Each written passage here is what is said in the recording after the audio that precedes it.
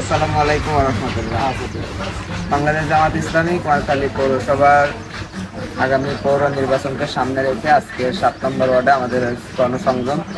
এই গণসংযোগে 7 নম্বর ওয়ার্ড সহ বিভিন্ন পৌরবাসীকে নিয়ে আমরা আমাদের লিফলেট বিতরণ করছি, আমাদের ম্যানিফেস্টোগুলো তাদের সামনে উপস্থাপন করছি এবং আগামী দিনে পৌরসভা কী ধরনের পরিচালিত হবে সেই বিষয়গুলো মানুষকে বোঝানোর কাজে আমরা আজকে গণসংযোগ করতেছি।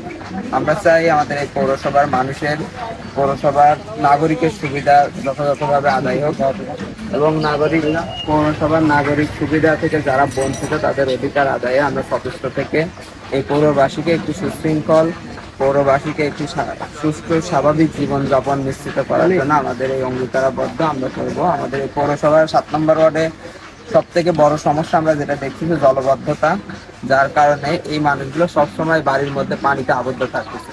আর এখানে ড্রেনেজ ব্যবস্থার একেবারেই অপ্রতুল। সেখান থেকে বের করে নিয়ে এসে একটি পৌরসভার জলবদ্ধতা মুক্ত একটি পৌরসভা উপহার দেওয়ার জন্য আমরা কাজ করবো এবং অঙ্গীকারবদ্ধ নিয়ে মানুষের কাছে যাচ্ছি।